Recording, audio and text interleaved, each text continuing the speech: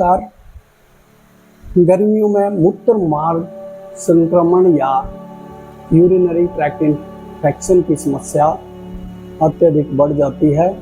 इससे महिलाएं परेशान रहती हैं। पुरुषों को भी कई बार यूरिनरी ट्रैक्ट इन्फेक्शन हो जाता है। इस वीडियो को पूरा देखना इसलिए भी जरूरी है क्योंकि आपके मन में जो भी सवाल हैं यूरिन ट्रैक्ट इन्फेक्शन से संबंधित, उन सब का जवाब आज मैं दूंगा। दूसरा, पुरुषों में अगर बार बार यूटीआई हो रहा है तो आपके यूरिनरी ट्रैक्ट के अंदर कुछ गंभीर चल रहा है। या तो आपको स्टोन हो चुका है, या आपका प्रोस्टेट बढ़ चुका है, या प्रोस्टेट में इन्फेक्शन है। इसलिए डिटेल इंस्पेक्शन की जरूरत है यूरोलॉजिस्ट के द्वारा। इस पर भी मैं आऊँगा, लेकिन पहले महिलाओं की बात कर लेते हैं। महिलाओं में यूरिन इन्फेक्शन कॉमन है। लगभग 50 से 60% महिलाएं यूरिन इन्फेक्शन से इफेक्ट होती हैं। ये उनको प्रभावित करता है। अब घर पर मुझे कैसे पता लगेगा कि मुझे यूरिन इन्फेक्शन हो रहा है? अगर आपको पेशाब करते समय हल्की सी भी जलन महसूस हो, पेशाब हमेशा पेनलेस, बर्निंग लेस होना चाहिए, तो आपको सावधान होना चाहिए कि या तो हल्की बर्निंग है तो डिहाइड्रेशन की वजह से हो रही है, या इन्फेक्शन स्टार्ट होना शुरू हो रहा है। आप जितना जल्दी ट्रीट कर लोगे आपको परेशान नहीं होना पड़ेगा, क्योंकि शुरुआती स्टेज में जो बैक्टीरिया है वो ब्लैडर की या यूरेथ्रा की दीवारों से चिपका नहीं होता है, वो सिर्फ वहाँ कोशिश कर रहा होता है चिपकने की। तो अगर आपको इस तरह की कोई परेशानी आती है, जैसे आपको जलन होने लगती है पेशाब में, या पेशाब में आपको लग रहा है कि हल्का खून मिक्स होकर हो रहा है, आ रहा है, या आपको पेशाब करने की अर्ज बार बार बढ़ जाती है, आपसे कंट्रोल नहीं हो रहा, पेशाब अभी लग रहा है और अभी जाना पड़ रहा है, अर्जेंसी बढ़ गई है, तो जब भी आप पेशाब करने जा रहे हैं तो आपको पेशाब खुलकर नहीं आ रहा है, उसकी वजह से अर्जेंसी होती है और जो बार बार जाना पड़ता है, क्योंकि आपके जो बैक्टीरिया हरकतें करने शुरू कर देता है आपके ब्लैडर या यूरेथ्रा के अंदर जाकर। तो सबसे पहले तो आपको हाइड्रेशन, आपके बॉडी को हाइड्रेट करना है। पानी जितना ज़्यादा पी सकते हो उतना ज़्यादा पानी पीना है। आपको अपने आप को हाइड्रेट रखना है। अगर आपको प्यास लग पड़ी है, इसका मतलब शरीर डिहाइड्रेट हो चुका है। उस टाइम आपको 1 गिलास नहीं, 1 से 1.5 गिलास या 1 से 2 गिलास पानी पीना है। हाइड्रेशन से क्या होगा कि एक तो ये बैक्टीरिया को फ्लश आउट कर देगा, आपके जो यूरेथ्रा की वाल्व्स हैं, दीवारें हैं, उन पर चिपकने नहीं देगा। दूसरी क्या कर सकते हो आप इसके अलावा, आपको जो प्रोबायोटिक्स हैं जैसे दही या बटर मिल्क, इनका सेवन बढ़ाना होगा। क्रैनबेरी जूस पी सकते हैं, लेकिन क्रैनबेरी जूस में ये ध्यान रखना है कि वो शुगर मिक्स ना हो। प्योर क्रैनबेरी जूस मिलता है कहीं तो आप पी सकते हो। आपको 2-3 दिन आप इसको इस तरह से लीजिए, आपकी जलन, ये समस्या घर पर ही खत्म हो जाएगी। इसके अलावा आप जो हमारे घर में धनिया होता है, नेचुरल डायरोटिक है, ये पेशाब बढ़ाने वाला होता है, आप इसको या तो आप इसको अगर ताज़ा धनिया मिलता है आपको बाज़ार में तो उसको ले आइए। उसको जब आप खाना खाओगे तो सलाद की तरह उसको काट कर डाल लीजिए खाने के ऊपर और खा लीजिए। दूसरा, आप रात को जो साबुत धनिया होता है उसको भिगोने के लिए पानी में डाल सकते हो और सुबह उठकर ही उसका पानी पी लो। हमारा जो पेशाब, सुबह का पेशाब होता है वो पीला होता है, क्योंकि हमने 6-7 घंटे तक कोई हाइड्रेटेड ड्रिंक नहीं ली होती है। लेकिन दिन का पेशाब पीला नहीं होना चाहिए, ये डिहाइड्रेशन की बहुत बड़ी निशानी है। तभी तो ये बोला जाता है कि सुबह उठकर हमें 1 से 2 गिलास नॉर्मल पानी या गुनगुना पानी पीना है। महिलाओं में ये इन्फेक्शन बार बार फिजिकल एनाटॉमी की वजह से होता है, क्योंकि उनकी वेजाइना और एनस पास पास होती हैं, और ज़्यादातर ये ई कोलाई बैक्टीरिया की वजह से होता है, जो हमारे इंटेस्टाइन में पाया जाता है। तो कई बार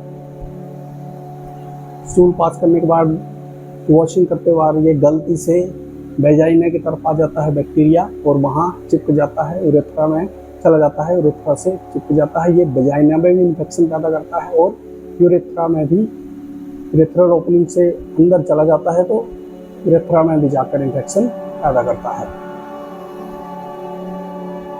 तो एक तो सफाई का विशेष ध्यान रखें, और कई बार सफाई का विशेष ध्यान रखते हुए भी ये बैक्टीरिया हमारे जो अंडरगारमेंट्स हैं उसमें चिपका रहता है। तो अगर हम अंडरगारमेंट रोज नहीं चेंज कर रहे हैं या कॉटन के नहीं पहन रहे हैं, तो भी ये बैक्टीरिया यूरेथ्रा की तरफ आ सकता है, और यूरेथ्रल ओपनिंग से अंदर जाकर इन्फेक्शन कोज कर सकता है। तो अंडरगारमेंट्स, अंडरवेयर हमेशा कॉटन के पहनने हैं और रोज धोने हैं, रोज चेंज करने हैं। अगर आपको रैशेज हो रहा है मासिक धर्म के दौरान, तो आप प्रोविडिन आयोडीन करके एक सोल्यूशन आता है, उसको 5 ml सोल्यूशन को आधा से 1 लीटर पानी में घोलकर अच्छी तरह अपने जेनाइटन को साफ कर सकते हो, जिससे आपको झिल्ली वगैरह की दिक्कत है तो वो भी खत्म हो जाएगी। एक और जो दिक्कत मेन बनी रहती है, जो शुगर के पेशेंट हैं, जिनको मधुमेह है, तो हमारा शरीर यूरिन के थ्रू जब शुगर एक्सक्रीट करता है तो एक इन्वायरमेंट तैयार करता है ब्लैडर के अंदर बैक्टीरिया के लिए। कई बार बैक्टीरिया हमारे ब्लैडर के अंदर ही होता है, लेकिन वो तब तक एक्टिव नहीं होता जब तक हम अपने आप को हाइड्रेट रख रहे हैं, अपने ब्लैडर में जो बैक्टीरिया है कोलाई, उसको मौका ही नहीं दे रहे हैं कि वो कुछ कर सके, क्योंकि आप ऐसा इन्वायरमेंट तैयार नहीं होने दे रहे थे। लेकिन जब शुगर हमारी 200 से ऊपर बढ़ती है तो हमारे ब्लैडर के अंदर जो बैक्टीरिया सोया हुआ है वो जाग जाता है और अपने आप को मल्टीप्लाई करता है। आपको लक्षण तब आएंगे, सिम्टम तब आएंगे यूरिनरी ट्रैक्ट इन्फेक्शन के, जब बैक्टीरिया अपने आप को मल्टीप्लाई करेगा। तो अगर आपको शुगर है, मधुमेह है, तो सावधान हो जाइए। आपको अपने आप को इतनी हेल्दी रखना है, शुगर को कंट्रोल में रखना है, शुगर के लिए जो भी दवाई है वो लेनी है। और एक और बात कि अगर आपको एंटीबायोटिक्स का आप बहुत ज़्यादा प्रयोग करते हैं तो उससे हमारी इम्यूनिटी लो होती है, और जब इम्यूनिटी लो होती है तो बैक्टीरिया अंदर बैठा हुआ है, वो अटैक करता है। पेशाब को होल्ड नहीं करना है। अगर आपको पेशाब की अर्ज अभी आई है तो अभी ही करना है। अगर आप उसको होल्ड कर लेते हो 3-4 घंटे, तो उससे क्या होता है कि अगर अंदर बैक्टीरिया है तो वो बढ़ने शुरू हो जाता है, फिर आपको पेशाब होगा, दर्द के साथ ही होगा और बहुत ज़्यादा बढ़ जाएगा, तो आपको खून भी आ सकता है और आपको ग्रोइन वाले एरिया में दर्द हो सकती है, इरिटेशन हो सकती है, कई तरह के सिम्टम्स आ सकते हैं। प्रिकॉशन से अच्छा कुछ नहीं है। अगर प्रिकॉशन रखोगे आप तो आपको कोई दिक्कत नहीं आएगी। और ये प्रिकॉशन तब भी रखनी है अगर आपको हो गया है तो, ताकि ये बार बार रिकर ना हो सके।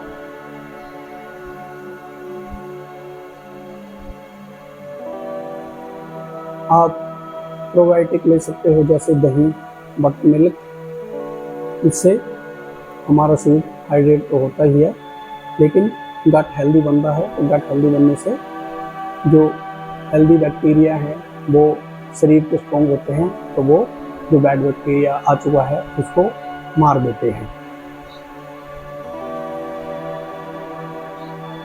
गर्भवती महिलाओं में यूरिनरी ट्रैक्ट इन्फेक्शन कॉमन देखा जाता है। कारण ये है कि इनकी इम्यूनिटी लो हो जाती है, जिसकी वजह से बैक्टीरिया ग्रो हो जाता है और इनको इन्फेक्शन होता है।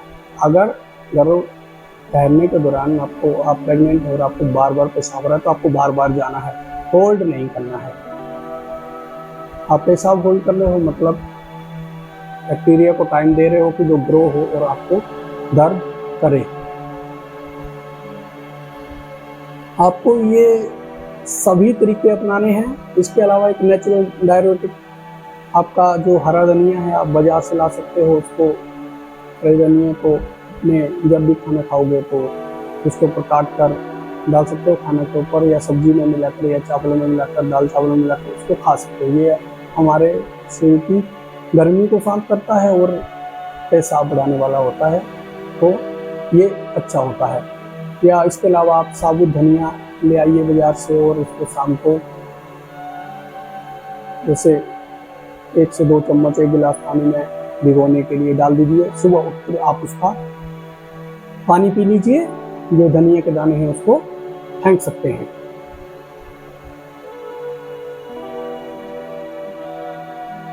अगर आपको हल्की जलन है, हल्के सिम्टम है, तब तो आपका घरेलू उपचारों से ही, जो मैंने बताया, आप ठीक हो जाओगे। आपको अगर सिम्टम जाने शुरू हो गए हैं तो आपको एक तो कैफीन बंद करनी होगी। कैफीन से मतलब आपको कॉफ़ी बिल्कुल बंद करनी होगी। कॉफ़ी डिहाइड्रेट करती है बॉडी को। अल्कोहल बंद करनी होगी। अल्कोहल डिहाइड्रेट करती है। आपको मसालेदार खाने से बचना होगा। मोमो पिज़्ज़ा बर्गर से बचना होगा, क्योंकि इनमें जितने मसाले और मिर्ची होती है, हमारे जीभ को जितनी गर्म करती है, पेट को उससे ज़्यादा गर्म करती है, तो ये बीमारी को ठीक होने नहीं देती। आपको 3 दिन तक आप ये सब कर रहे हो लेकिन फिर भी सिम्टम जो बने रहते हैं, तो आपको यूरोलॉजिस्ट से मिलना है। यूरोलॉजिस्ट आपके रूटीन माइक्रोस्कोपी कराएंगे पेशाब की। इसको यूरिन रूटीन माइक्रोस्कोपी बोलते हैं। इसमें अगर कोई बैक्टीरिया उनको दिखता है तो वो यूरिन कल्चर के लिए जा सकते हैं, जिसके अनुसार आपको एंटीबायोटिक लिखते हैं। अगर आपको एंटीबायोटिक लिखी गई है और आपको अच्छा लग रहा है 2-3 दिन खाने के बाद, तो आपको बंद नहीं करनी है खुद से, क्योंकि कई बार ये बैक्टीरिया सिर्फ एंटीबायोटिक से शांत होता है, वो सो जाता है, मरा नहीं है। और आप छोड़ दोगे 3 दिन बाद, क्योंकि एंटीबायोटिक साइड इफेक्ट्स लेके आती है। आपका पेट खराब हो सकता है, आपको वॉमिटिंग या नोजिया जैसा फील हो सकता है। तो आप डॉक्टर से बात करिए, वो आपको प्रोबायोटिक दे सकते हैं, या घर पर अवेलेबल प्रोबायोटिक दही या छाछ भी आप पी सकते हो। लेकिन आपको एंटीबायोटिक का कोर्स पूरा करना है। उसके बाद फिर से जब डॉक्टर ने बुलाया है, आपको यूरोलॉजिस्ट ने बुलाया है, उसके पास जाकर दोबारा से टेस्ट कराना है, ताकि कोई बैक्टीरिया पेशाब में शेष ना रहे। एक बहुत बड़ा कारण रहता है, अगर आपको कॉन्स्टिपेशन बनी रहती है, तो हमारे कॉन्स्टिपेशन क्या करती है कि हमारे पेशाब की थैली को दबा के रखती है। उससे यूरिन पूरी तरह बाहर नहीं आ पाता है, यूरिन रिटेंशन होता है। और जब यूरिन रिटेन हो रहा है तो अंदर जो बैक्टीरिया है, बाहर से नहीं गया, अंदर जो सोया हुआ है वो जाग जाता है और वो यूरिन इन्फेक्शन कोज करता है।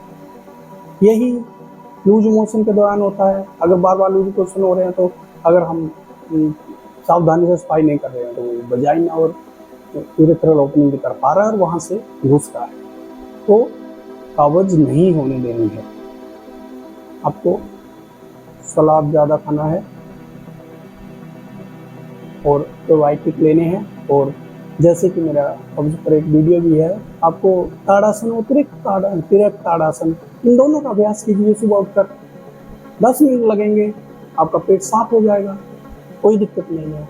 कब्ज अपने आप में कई बीमारियों का आमंत्रण लेकर आती है, और जब तक इन्फेक्शन अनकॉम्प्लिकेटेड है तब तक ये आपको ज़्यादा परेशान नहीं करेगा। जैसे ही कॉम्प्लिकेटेड होता है तब आपको बहुत परेशान करता है, तो आपको पहले से सावधान हो जाना है। अगर आपको नहीं हुआ है तो अच्छी बात है, कभी हो भी ना, क्योंकि जो मैं आपको बता रहा हूँ आपको ये सब फॉलो करना है। लेकिन हो गया है तो भी सब फॉलो करना है, ताकि अगर आपका क्योर होता है तो दोबारा कभी वापस आ ही ना सके। अब पुरुषों की बात कर लेते हैं। पुरुषों में यूटीआई होता है, कम होता है। लेकिन क्योंकि पुरुषों का जो यूरेथ्रा है वो बड़ा होता है, महिलाओं का यूरेथ्रा छोटा होता है, इसलिए जल्दी ब्लैडर तक पहुंच जाता है इन्फेक्शन।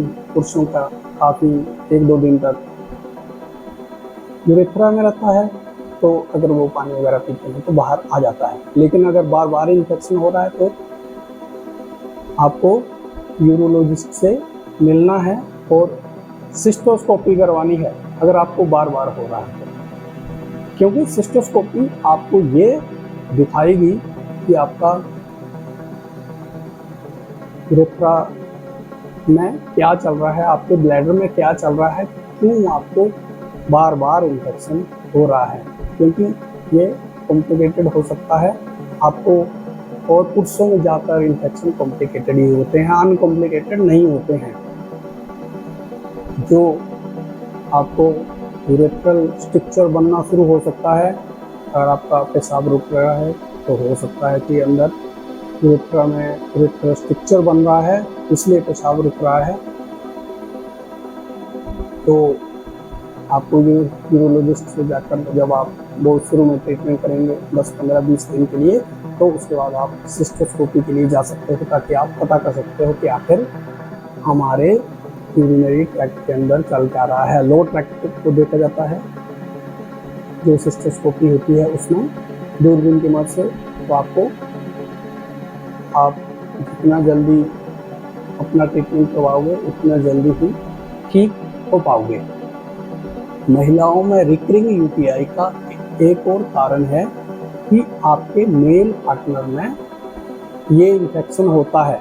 आप अपने आप को तो ट्रीट करवाते रहते हो, लेकिन जब सेक्स करते हैं तो मेल पार्टनर से आपको ये बार बार इन्फेक्शन मिलता है, तो उसकी वजह से आप परेशान रहते हो कि इन्फेक्शन ठीक क्यों नहीं हो रहा। तो अगर आपको बार बार होगा तो मेल पार्टनर का भी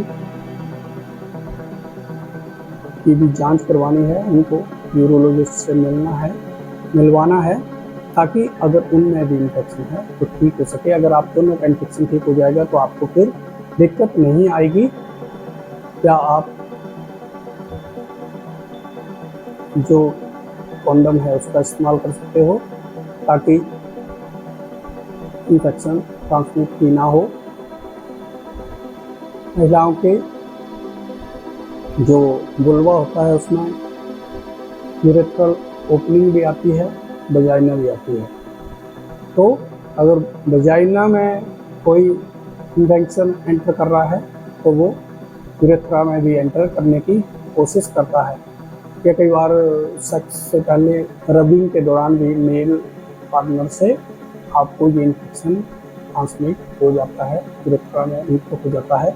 इसलिए महिलाओं को ये भी सलाह दी जाती है कि सेक्स करने के बाद आपको यूरिन पास करने जाना है, क्योंकि यूरिन पास करने से अगर कोई बैक्टीरिया है तो वो फ्लश आउट हो जाएगा।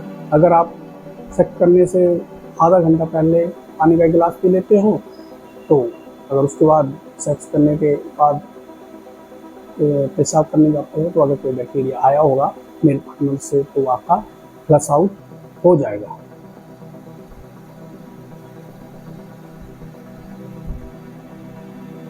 इसके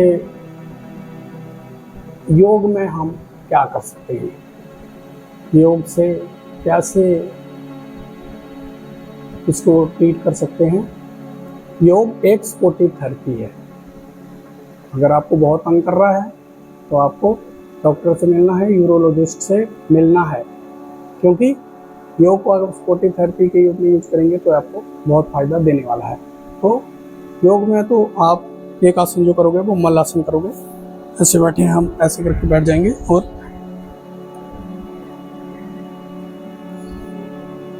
ऐसे करके स्ट्रेच करेंगे, ऐसे करके। ये आसन जो है हमारे लोअर यूरिनरी ट्रैक्ट पर प्रेशर बनाता है। ये हमारे शरीर को अगर डेफिकेशन में प्रॉब्लम है तब इसको खत्म करता है, और यूरिन में अगर रिटेंशन हो रही है, किसी वजह से यूरिन ठीक ढंग से नहीं आ रहा है, तो उसके लिए भी एक अच्छा आसन है। आप इसको सुबह खाली पेट 5 मिनट के लिए प्रैक्टिस कर सकते हैं। इसके बाद एक दूसरा आसन है जिसको सेतुबंध आसन बोलते हैं। ये हमारे पेल्विक मसल्स को स्ट्रॉन्ग करता है। देखिए कैसे करेंगे।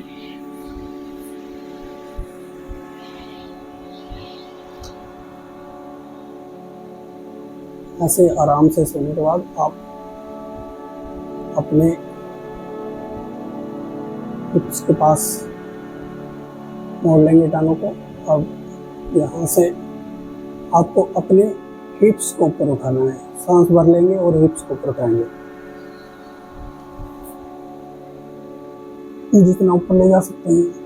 अगर आप नॉर्मल सांस लेना चाहते हैं तो यहाँ ले सकते हैं या रोक के भी रख सकते हैं।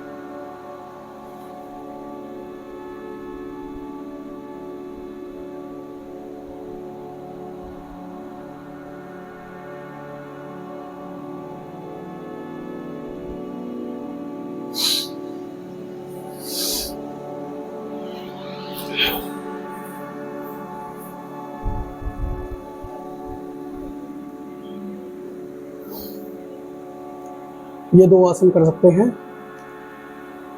एक गोल्डन टिप महिलाओं और पुरुषों के लिए आप मेडिकल स्टोर से प्रोविडीन आयोडीन सोल्यूशन ले सकते हो। जब भी महिलाओं को मासिक धर्म आता है तो एक तो हर 4 घंटे में पैर बदलें और सुबह और शाम प्रोविडीन आयोडीन सोल्यूशन 5 ml को 1 लीटर पानी में घोलकर उससे अपनी जेनिटल की सफाई करें। और जो मेल है उनको खुजली वगैरह होती है उनके जेनिटल्स में, टेस्टिकल्स में या ग्रोइन एरिया में, तो वो भी इससे सुबह शाम अपनी सफाई कर सकते हैं प्रोविडीन आयोडीन से। ये बहुत अच्छा है। ये घर पर ही आपकी खुजली जैसी समस्याओं को ख़त्म कर देगा और जो बैक्टीरिया हैं उनको ख़त्म करेगा। ये सिर्फ एक्सटर्नल यूज के लिए है। इसको इंटरनल यूज करने की कोशिश नहीं करनी है क्योंकि ये इंटरनली कुछ नहीं कर सकता है। इंटरनली सिर्फ आपको जो ओरल मेडिकेशन होगी वो इफेक्ट करेगी। तो इसी के साथ आपका इस वीडियो को देखने के लिए धन्यवाद। इस वीडियो को ज़्यादा से ज़्यादा शेयर करें ताकि जिन भी लोगों को ये प्रॉब्लम है उनकी ठीक हो जाए और जिन लोगों को नहीं है उनको कभी हो ही ना।